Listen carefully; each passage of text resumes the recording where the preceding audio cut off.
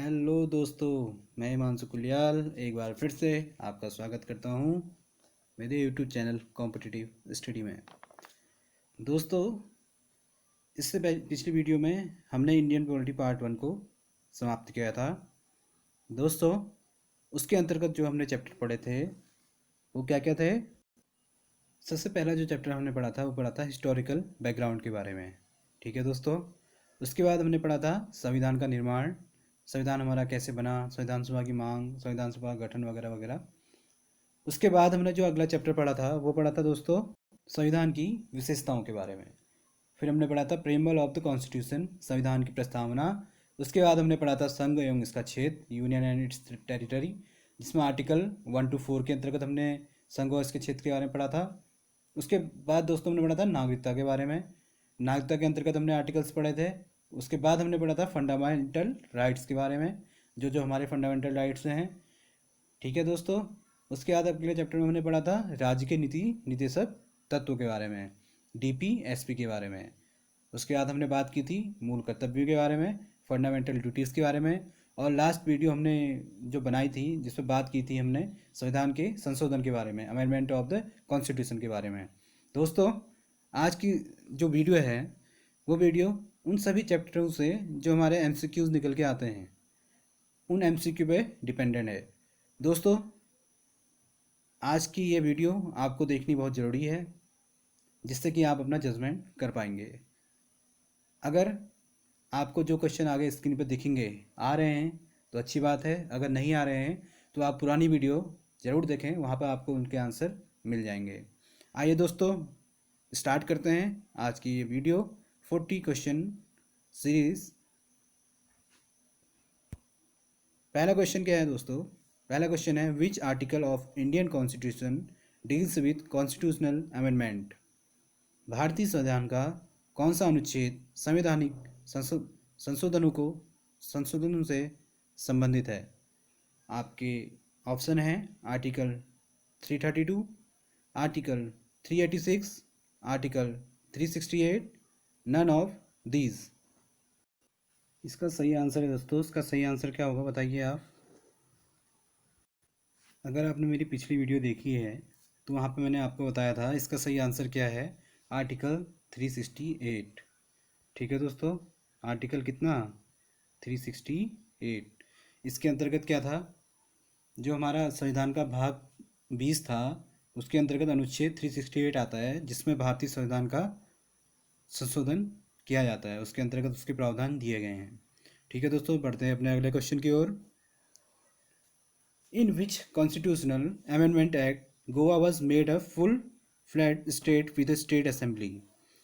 किस संवैधानिक संशोधन अधिनियम में गोवा को राज्य विधानसभा के साथ पूर्ण राज्य बनाया गया? 43, 44, 56 या 57? दोस्तों बताइए क्या होगा इसका आंसर। इसका आंसर है ऑप्शन सी। आपको पिछली वीडियो में, ये भी मैंने पिछली वीडियो में बताया है, 56 कॉन्स्टिट्यूशनल अमेंडमेंट एक्ट 1987, जिसके द्वारा गोवा को राज्य विधानसभा के साथ पूर्ण राज्य बनाया गया था। आगे बढ़ते हैं दोस्तों अपने तीसरे क्वेश्चन की ओर। In which constitutional amendment act an authoritative text of the constitution in Hindi was provided to the people of India by the president. राष्ट्रपति द्वारा भारत के लोगों को हिंदी में संविधान के किस संवैधानिक संशोधन अधिनियम का आधिकारिक पाठ प्रदान किया गया है? दोस्तों बताइए इसका आंसर क्या होगा।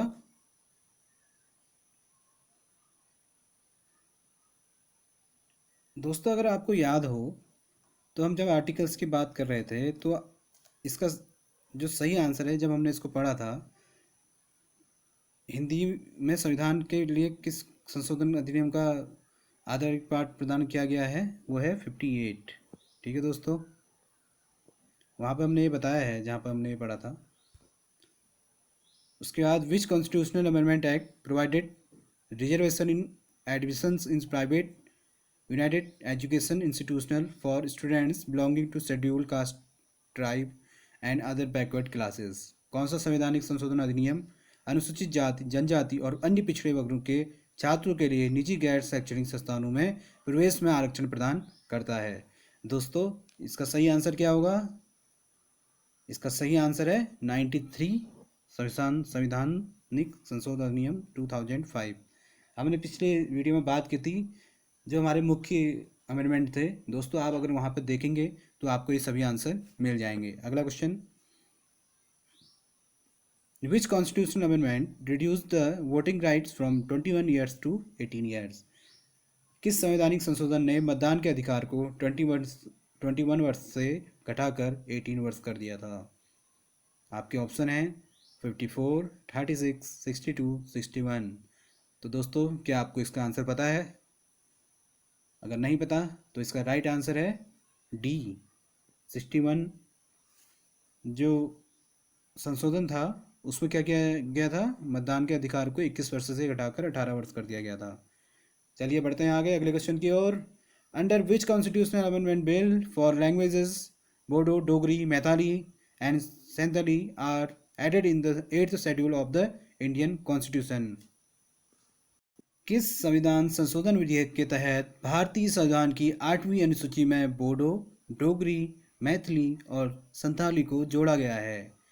तो आपके ऑप्शन हैं 89, 92, 90 या 95। बताइए दोस्तों इसका आंसर क्या होगा? इसका सही आंसर है बी 92वां जो संशोधन था उसके अंतर्गत 8वीं सूची में बोडो, डोगरी, मैथिली और संथाली को जोड़ा गया था। बढ़ते हैं अपने अगले क्वेश्चन की ओर। Which of the following amendment was passed during the emergency? आपातकाल के दौरान निम्नलिखित में से कौन सा संशोधन पारित किया गया था? तो कौन सा संशोधन था दोस्तों? ऑप्शन आपके पास ये हैं 45, 50, 47 या 42।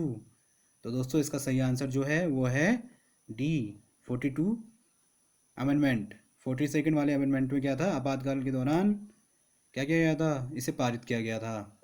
आगे बढ़ते हैं अपने 8th क्वेश्चन की ओर। In which of the following amendment the term of the Lok Sabha increase from 5 to 6 years? निम्नलिखित में से किस संशोधन में लोकसभा का कार्यकाल 5 वर्ष से बढ़कर 6 वर्ष हो गया था? दोस्तों इसका सही आंसर क्या है? इसका सही आंसर है बी 42 अमेंडमेंट। ठीक है दोस्तों आगे बढ़ते हैं। अगला क्वेश्चन क्या है? अगला क्वेश्चन है which of the following is true about the constitutional 42nd amendment act 1976? संविधान 42वां संशोधन अधिनियम 1976 के बारे में निम्नलिखित से कौन सा सही है? ठीक है देखो इसके ऑप्शन है precedence of directive principles over fundamental rights. Option B fundamental duties are included. Option C constitutional amendment should not be questionised in any court, all the above. मौलिक अधिकारों पर सिद्धांतों को निर्देशित करने की प्राथमिकता मौलिक कर्तव्यों में शामिल है। किसी भी अदालत में संवैधानिक संशोधन में सवाल नहीं उठाया जा सकता, या उपरोक्त सभी। तो दोस्तों इसका सही आंसर क्या होगा? इसका सही आंसर है डी, ये सभी चीज़ 42वें अमेंडमेंट में दी गई हैं। चलिए बढ़ते हैं आगे अगले क्वेश्चन की ओर। अगला क्वेश्चन ये रहा आपकी स्क्रीन पे। Which of the following amendment act makes the right to education as the fundamental right to all the children under the age of 6 to 14 year by inserting article 21A to the constitution? निम्नलिखित में से कौन सा संशोधन अधिनियम 6 से 14 वर्ष से कम आयु के सभी बच्चों को मौलिक अधिकार के रूप में शिक्षा का अधिकार संविधान में अनुच्छेद 21(1) को सम्मिलित करके बनाता है? आपके ऑप्शन हैं ऑप्शन ए 87वां संशोधन 2003, ऑप्शन बी 86वां संशोधन 2002, उसके बाद 88वां संशोधन 2003 या 89 संशोधन 2003। दोस्तों आपका आंसर क्या है? आपका आंसर जो है आप सोचें अपना आंसर और देखें आपका आंसर सही है नहीं है। इसका सही आंसर है ऑप्शन बी 86वां जो अमेंडमेंट था वो क्या था, 6 से 14 वर्ष से कम आयु के सभी बच्चों को मौलिक अधिकार के रूप में शिक्षा के अधिकार संविधान के अनुच्छेद 21(1) को सम्मिलित करके बनाता है। दोस्तों अगला क्वेश्चन है हमारा, अगला क्वेश्चन है which of the following word has not been written in the preamble of the Indian constitution? दोस्तों हमने जब हम पढ़ रहे थे सबसे पहला टॉपिक जो हमने पढ़ा था इसमें प्रीम्बल का पढ़ा था, जब हम आर्टिकल्स की बात कर रहे थे। आर्टिकल से पहले भी हमने किसकी बात की थी? प्रीम्बल की बात की थी। ठीक है दोस्तों, तो उससे रिलेटेड क्वेश्चन है निम्नलिखित में से कौन सा शब्द भारतीय संविधान की प्रस्तावना में नहीं लिखा गया है? Sovereign socialist democratic Indians, sovereign समाजवादी लोकतांत्रिक भारतीय। दोस्तों इसका सही आंसर क्या है? इसका सही आंसर है डी, भारतीय। ठीक है दोस्तों, उसके बाद बात करते हैं अगले क्वेश्चन की। निम्नलिखित में से कौन सा कथन सत्य नहीं है? ठीक है दोस्तों, इसमें थोड़ा सा आपको दिख नहीं होगा जो हिंदी में ऑप्शन है, लेकिन इंग्लिश में आपको ऑप्शन साफ साफ दिख रहे हैं। The date of implementation of the Indian constitution is November 26, 1949। ठीक है दोस्तों, इसका जो ऑप्शन ए है उसका हिंदी में बोले तो भारतीय संविधान कार्यान्वयन की तारीख 26 नवंबर 1949 है। इसका हिंदी ऑप्शन यह है। The secular word was added by the 42 constitution amendment. Secular शब्द 42वें संविधान संशोधन द्वारा जोड़ा गया है। The 42nd constitution amendment was done in 1976। 42वां संशोधन 1976 में किया गया था। Social economics and political justice has been taken from the Russian revolution in the Indian constitution. भारतीय संविधान के सामाजिक, आर्थिक और राजनीतिक न्याय रूसी क्रांति से लिया गया है। इसका सही आंसर क्या है दोस्तों? इसका सही आंसर क्या है बताइए? इसका सही आंसर है ए। ठीक है दोस्तों, जो पहला क्वेश्चन, पहला ऑप्शन है ये गलत है। ठीक है दोस्तों, बढ़ते हैं आगे। Which statement is not correct in the case of sovereign India. स्वतंत्र भारत के मामले में कौन सा कथन सत्य नहीं है? India is not dependent on any country. India is not a colony of any other country. India can give any part of its country to any other country. India is obliged to obey the UN in its internal affairs. भारत किसी भी देश पर निर्भर नहीं है। भारत किसी अन्य देश का उपनिवेश नहीं है। भारत अपने देश के किसी भी हिस्से को नहीं अन्य देश को दे सकता। भारत अपने आंतरिक मामलों में संयुक्त राष्ट्र का पालन करने के लिए बाध्य है। तो दोस्तों इसका सही आंसर क्या है? इसका सही आंसर क्या है? Option D. ठीक है दोस्तों, ऑप्शन डी जो है इसका राइट आंसर है। बढ़ते हैं अपने अगले क्वेश्चन की ओर। अगला क्वेश्चन क्या है? K M Munshi was related to. K M Munshi का संबंध था constitution draft committee, preamble committee, public account committee, none of these. संविधान मसौदा समिति, प्रस्तावना समिति, लोक सेवा समिति, निम्नलिखित से कोई नहीं। दोस्तों इसकी बात हमने पिछली, जब हम स्टार्टिंग में इसकी बात कर रहे थे वहाँ पे हमने इसका पढ़ा था। के एन मुंशी किससे रिलेटेड थे? संविधान मसौदा समिति से, कॉन्स्टिट्यूशन ड्राफ्ट कमेटी से। ठीक है दोस्तों, बढ़ते हैं अगले क्वेश्चन की ओर। क्वेश्चन नंबर 15 ये रहा। बेरुवारी केस किस वर्ष से संबंधित था? Which year is related to Berubari case. दोस्तों इसका सही आंसर क्या है? इसका सही आंसर क्या है? Option D 1960। आपके ऑप्शन क्या क्या थे? 1972, 1976, 1970 और 1960। इसकी बात हमने बात की थी वहाँ पे, तो इसका सही आंसर क्या था? 1960। अगला क्वेश्चन क्या है दोस्तों? अगला क्वेश्चन है what is this true meaning of secular. Secular का सही अर्थ क्या है? आपके ऑप्शन ये रहे आपकी स्क्रीन पे। Option A, all religions are equal in the eyes of the government. Special importance to a religion related to minorities. One religion is promoted by the government, none of following. सरकार की नज़र में सभी धर्म समान हैं। अल्पसंख्यकों से संबंधित धर्म के लिए विशेष महत्व। सरकार द्वारा एक धर्म को बढ़ावा दिया जाता है, निम्नलिखित में से कोई नहीं। तो दोस्तों आप इसका आंसर जानते हैं तो इसका आंसर दीजिए फटाफट। इसका आंसर क्या होगा? इसका सही आंसर क्या होगा बताइए? इसका सही आंसर होगा ए। ठीक है दोस्तों, अगला क्वेश्चन है what is the meaning of social equality in the Indian constitution. भारतीय संविधान में सामाजिक समानता का क्या अर्थ है? Lack of opportunities, lack of equality, equal opportunities for all sections of the societies, none of the following. अवसरों में कमी, समानता का अभाव, सभी समाजों के लिए समान अवसर, निम्नलिखित में से कोई नहीं। तो दोस्तों इसका सही आंसर क्या है बताइए? क्या होगा इसका सही आंसर? इसका सही आंसर है सी, सभी समाजों के लिए समान अवसर, equal opportunities for all sections of the societies. ठीक है दोस्तों, बढ़ते हैं अगले क्वेश्चन की ओर। Who among the following said that the preamble of the Indian constitution is the key note of the constitution. निम्नलिखित में से किसने कहा कि भारतीय संविधान की प्रस्तावना संविधान का प्रमुख है? दोस्तों इसका जो ऑप्शन है आपके पास Ernest Barker, Jawaharlal Nehru, doctor Ambedkar, Nelson Mandela. तो आपको क्या लगता है इसका आंसर? कमेंट बॉक्स में आप जब ये लास्ट हो जाए, जब ये सीरीज आज की वीडियो लास्ट हो जाए तो आप बताइए कि आपने जितना 40 क्वेश्चन मैंने पूछे हैं उससे आपको कितने क्वेश्चन आपके सही हुए हैं। ठीक है दोस्तों, इसका सही आंसर क्या है? Ernest Barker. नेक्स्ट क्वेश्चन क्या है दोस्तों? नेक्स्ट क्वेश्चन है question number 19 which of the following statement is true. In the Berwari case, the Supreme Court had said that the preamble of the Constitution is not a part of the Constitution. In the Kesavanand Bharati case, the Supreme Court has said that the preamble of the Constitution is part of the Constitution. Preamble of the Indian Constitution has been taken from the Constitution of Canada. Option D क्या है? None of the these. आपके पास question है निम्नलिखित से कौन सा कथन सत्य है? ऑप्शन ए है, बेरोबारी मामले में सुप्रीम कोर्ट ने कहा था कि संविधान की प्रस्तावना संविधान का हिस्सा नहीं है। केशवानंद भारती मामले में कहा था, सर्वोच्च न्यायालय ने कहा था कि संविधान की प्रस्तावना संविधान का हिस्सा है। भारतीय संविधान का प्रस्तावना कनाडा के संविधान से लिया गया है। उपरोक्त में से कोई नहीं। तो दोस्तों आपको क्या लगता है इसका आंसर क्या है सही? तो इसका सही आंसर क्या है? उपरोक्त में से कोई नहीं। ठीक है दोस्तों, हमने बेरोबारी केस के बारे में आगे पढ़ा था, केशवानंद भारती केस के बारे में हल्का हल्का नॉलेज ली थी। तो अगला क्वेश्चन जो है, अगला क्वेश्चन है हमारे आपकी स्क्रीन पे, भारतीय संविधान की प्रस्तावना की भाषा किस संविधान से ली गई है? कौन से संविधान से भारतीय संविधान की प्रस्तावना की भाषा ली गई है? The language of preamble of the Indian constitution is taken from America, Canada, Australia, Ireland. तो दोस्तों इसका सही आंसर क्या है? इसका सही आंसर है option C.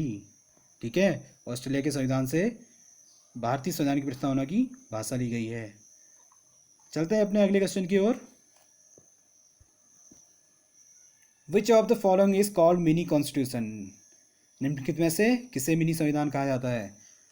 Government of India act 1935, 42nd constitution amendment, 44th constitution amendment, government of India act 1919।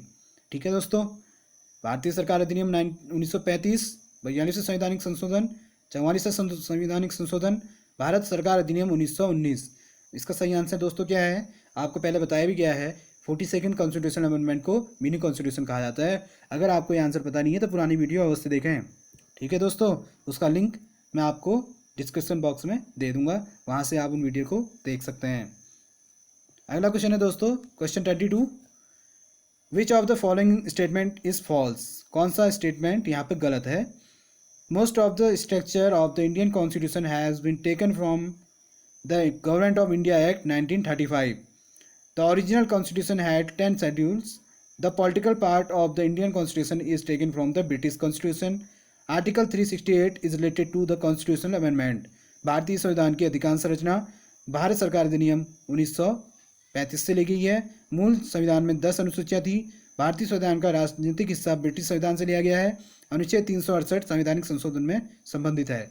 दोस्तों इसका सही आंसर क्या है? इसका सही आंसर है बी, मूल संविधान में 10 अनुसूचियाँ थी। ठीक है दोस्तों, बढ़ते हैं अपने अगले क्वेश्चन की ओर। 23, विच of the following is not A feature of Indian parliamentary system? निम्नलिखित में से कौन भारतीय संसदीय प्रणाली की विशेषता नहीं है? Majority part power, presence of actual executive and nominated executive, involvement of executive of the legislature, all of the above. बहुमत पार्टी शक्ति, वास्तविक कार्यकारी और नाममात्र कार्यकारी की उपस्थिति, विधानमंडल के लिए कार्यकारी की नियुक्ति, उपरोक्त सभी। दोस्तों इसका सही आंसर क्या है?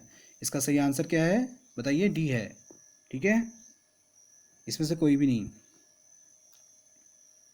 Which of the following is not match correctly? इसमें से कौन सा करेक्ट मेल नहीं खाता है?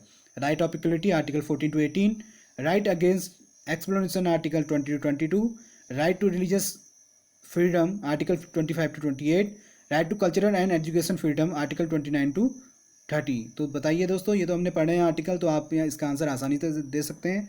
इसका आंसर क्या है? बी, शोषण के खिलाफ अधिकार 20 to 22। ठीक है, यहाँ पे गलत आंसर है। बढ़ते हैं अगले क्वेश्चन की ओर।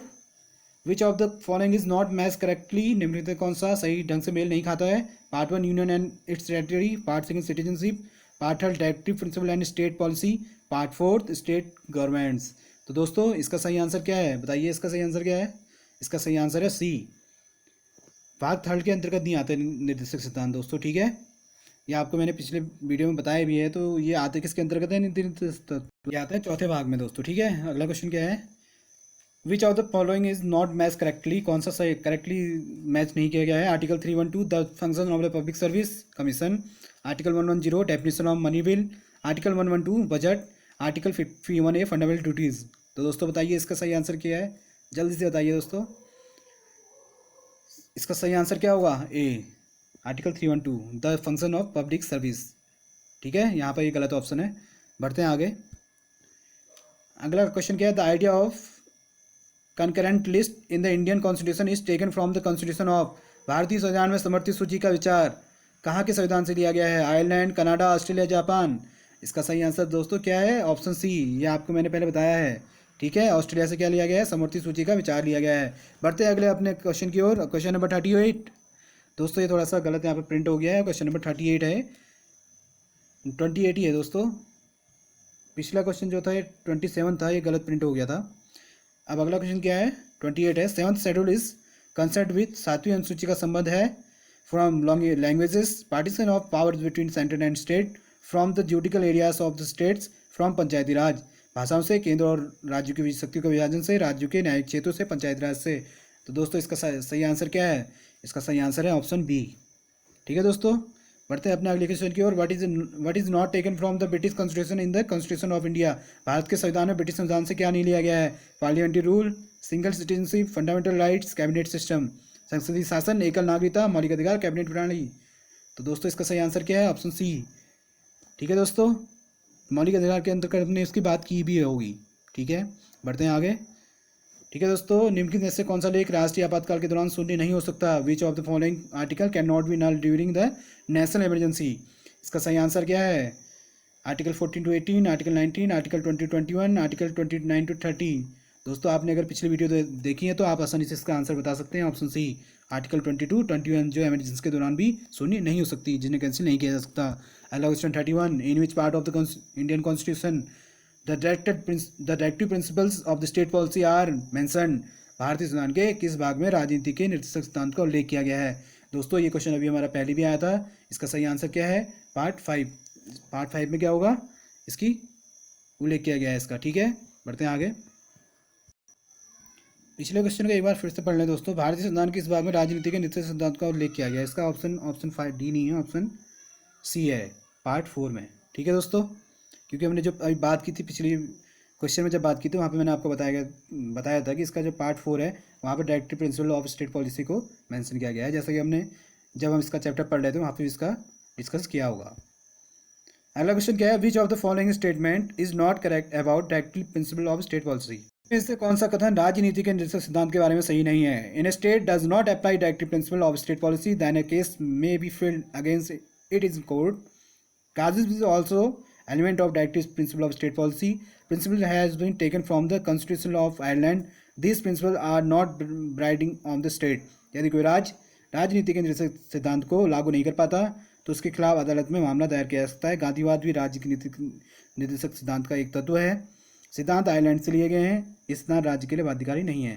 दोस्तों इसका आंसर सिंपल सा है। इसका आंसर क्या है, इसका आंसर है ऑप्शन ए। ठीक है, और बाकी चीज़ें जो हैं उसके लिए सही हैं, लेकिन ऑप्शन ए गलत है। बढ़ते हैं अगले क्वेश्चन की ओर। निम्नलिखित में से कौन सा राजनीति के निर्देशक सिद्धांत की विशेषता नहीं है। Which of the following is not the specify of directive principle of state policy. These are constitutional directive are the state legislative, executive and administrative matters. The directive principles are similar to the instruction outlined in the Government of India Act 1935. Directive principles can be implemented by the court in case of their violation. These are made for the creation of public welfare state. ये संवैधानिक निर्देश राज्य विधान कार्रवाई और प्रशासनिक मामलों के लिए है कि निर्देशन सिद्धांत भारत संविधान अधिनियम 1935 में उल्लेखित निर्देशों के समान है। उनके सिद्धांत के उल्लंघन के मामले में अदालत द्वारा निर्देश सिद्धांत लागू किया जा सकता है। ये लोग कल्याणकारी राज्य के लिए निर्माण के लिए बने हैं। इसका सही आंसर क्या है दोस्तों, इसका सही आंसर है ऑप्शन सी। ऑप्शन सी आपका राइट आंसर है। बढ़ते हैं अगले क्वेश्चन की ओर। The directive principles have been taken from the constitution of. निर्देशक संविधान कहाँ से लिया गया है, कहाँ से लिया गया है दोस्तों निर्देशक सिद्धांत का। ऑप्शन डी आयरलैंड, हमने बात की थी ना, आयरिश जो कॉन्स्टिट्यूशन था वहाँ से निर्देशक सिद्धांत लिए गए थे। ठीक है दोस्तों, विच of the following act is the covered under the elements of directive principles. निम्नलिखित में से कौन सा अधिनियम निर्देशक सिद्धांतों के तत्वों को अंतर्गत आता है। Ban and slaughter of milking animals. All citizen have the right to get equal opportunity for livelihood. Free education for all children up to 14 years. All दुधार पशुओं के लिए वध पर प्रतिबंध। सभी नागरिकों के आजीविका के समान अवसर प्राप्त प्रदान करना। 14 वर्ष तक के सभी बच्चों को मुफ्त शिक्षा या सभी। बताइए दोस्तों इसका सही आंसर क्या है। इसका सही आंसर ऑप्शन डी। ये सभी ऑप्शन उसके अंतर्गत सही है। ठीक है, बढ़ते हैं अगले क्वेश्चन की ओर। निम्नलिखित से कौन सा गलत है? अनुच्छेद 40 ग्राम पंचायत का गठन, अनुच्छेद 44 यूनिफॉर्म सिविल कोड, अनुच्छेद 40 कृषि और पशुपालन संगठन, अनुच्छेद 39A अच्छा न्याय और मुफ्त कानूनी शिक्षा। Which of the following is mismatched? Article 40 the formation of village panchayat, article 44 uniform civil code, article 41 organisation of agriculture and animal husbandry, article 39A good justice and free legal education. इसका सही answer क्या है दोस्तों? इसका सही answer है option C. ठीक है, 41 के अंतर्गत कृषि और पशुपालन संगठन नहीं आता है। बढ़ते हैं अगले क्वेश्चन की ओर। The elements of directly principle of state policy are explain in the articles. राजनीति के निर्देशक सिद्धांतों के तत्वों को लेखों में समझाया गया है। Article 36 through 51, 12 to 35, 5 to 11, none of these. तो दोस्तों इसका सही आंसर क्या है? इसका सही answer very simple, option A 36 to 51। ठीक है दोस्तों, बढ़ते हैं अपने अगले क्वेश्चन की ओर। अगला क्वेश्चन है हमारा 38। विच of the following statement is correct about directive principle of state policy? कौन सा कथन सत्य है राजनीति के निर्देशक सिद्धांत के अनुसार? दे आर नॉट मोर और politicals, their nature is socialist, these are automatically applied on the state, they can be legally enforce by the court. वे नैतिक और राजनीतिक नहीं है, इनका स्वभाव समाजवादी है, ये स्वचालित रूप से राज्य में लागू होते हैं, उन्हें न्यायालय द्वारा कानूनी रूप से लागू किया जा सकता है। दोस्तों इसका सही आंसर क्या है? Option B, their nature is socialist. इनका नेचर क्या है? समाजवादी है, किसी पे इसमें भेद उत्पन्न नहीं करता है। बढ़ते हैं अगले क्वेश्चन की ओर। The constitution of India adopt fundamental duties from the constitution of. भारत के संविधान में जो मौलिक कर्तव्य को अपनाया गया है कौन से संविधान से लिया गया है? अमेरिका, जापान, रूस और ब्रिटेन। दोस्तों इसकी बात हमने अभी पुरानी वीडियो में करी है। तो इसका सही आंसर क्या है? रूस से। ठीक है, रसिया से। रूस से क्या लिया गया है? भारत के संविधान के मौलिक कर्तव्यों को अपनाया गया है। ठीक है दोस्तों, बढ़ते हैं अगले क्वेश्चन की ओर। When fundamental duties were added in the constitution of India. कब जोड़ी गई थी भारतीय संविधान के संविधान में मौलिक कर्तव्य कब जोड़े गए थे? 1976, 1965, 1970, 1992। इसका सही आंसर क्या है? 1976। दोस्तों भारतीय संविधान में मौलिक कर्तव्य कब जोड़े गए? 1976 में। ठीक है दोस्तों, एक क्वेश्चन और है आपके पास एक्स्ट्रा आज का संडे स्पेशल में। At present how many fundamental duties are in the constitution of India. वर्तमान में भारत के संविधान में कितने मौलिक कर्तव्य हैं? आप सभी जानते हैं वर्तमान में कितने मौलिक कर्तव्य हैं। Option D 11। जब हम मौलिक कर्तव्य की बात कर रहे थे वहाँ पर हमने पढ़ा था कि अब क्या हो गए, पहले 10 थे अब 11 हो गए हैं। ठीक है दोस्तों, आशा करता हूँ आपको आज की वीडियो पसंद आई होगी।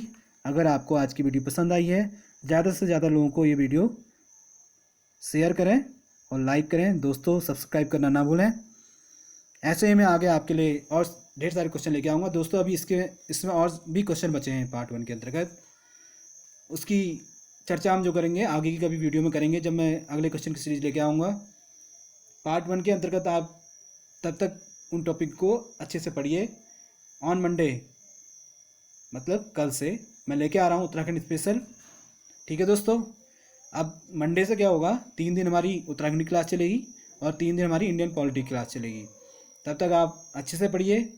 ठीक है दोस्तों, फिर मैं आपके सामने क्वेश्चन लेके आऊँगा इंडियन पॉलिटी के पार्ट 1 के, जो इसके अलावा अदर क्वेश्चंस हैं। ठीक है दोस्तों, तब तक देखते रहिए, लाइक करिए, शेयर करिए, कमेंट करिए और सब्सक्राइब करना मत भूलिए। खुश रहिए, अपने सपनों का आदर करिए, अपने आसपास सफाई रखिए। मिलते हैं अपनी अगली वीडियो में कुछ नए टॉपिक्स के साथ। तब तक के लिए नमस्कार, गुड बाय।